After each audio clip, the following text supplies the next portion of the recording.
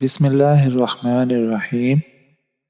سیدنا عبد المطلب کعبہ شریف کے سائے میں ایک خاص نشست پر تشریف رکھتے تھے جو صرف انہی کے لیے تھی۔ صرف ننھے حضور ایسے تھے جو اس نشست پر جلوہ فرما ہو سکتے تھے۔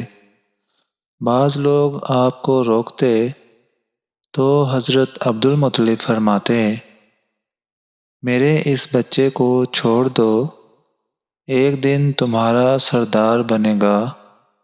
آپ حضور صلی اللہ علیہ وآلہ وسلم کو پل بھر کے لیے بھی نظروں سے اوجھل نہیں ہونے دیتے تھے۔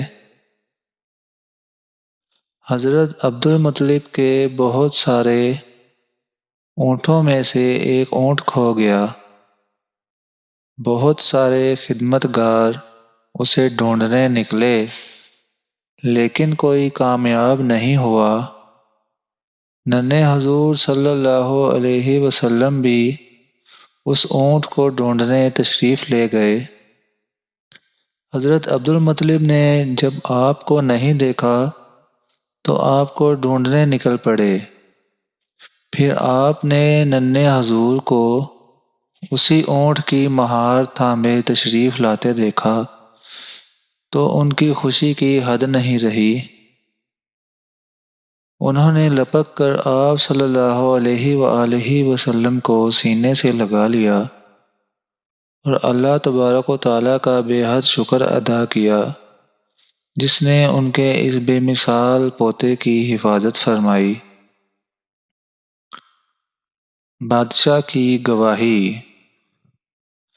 حضرت عبد المطلب اپنے غیر معمولی مرتبے کے سبب پڑوسی ریاستوں میں بھی خاص مہمان کے طور پر جانے جاتے تھے۔ ایسے موقع پر آپ حضرت امیر حمزہ اور سیدہ صفیہ رضی اللہ تعالی عنہ کو آپ کی دیکھ بھال کے لیے فرما دیا کرتے تھے۔ ایک مرتبہ پڑوسی بادشاہ نے آپ کی اسی طرح دعوت کی جس نے ابھی تخت و تاج سنبھالا تھا۔ حضرت عبد المطلب وہاں پہنچے۔ بادشاہ نے ان کا زبردست استقبال کیا۔ پھر باتوں باتوں میں پوچھا، میں نے آپ کے ہاں ایک غیر معمولی بچے کی خبر سنی ہے۔ پھر اس نے آپ صلی اللہ علیہ وآلہ وسلم کی نشانیاں بھی بتائیں۔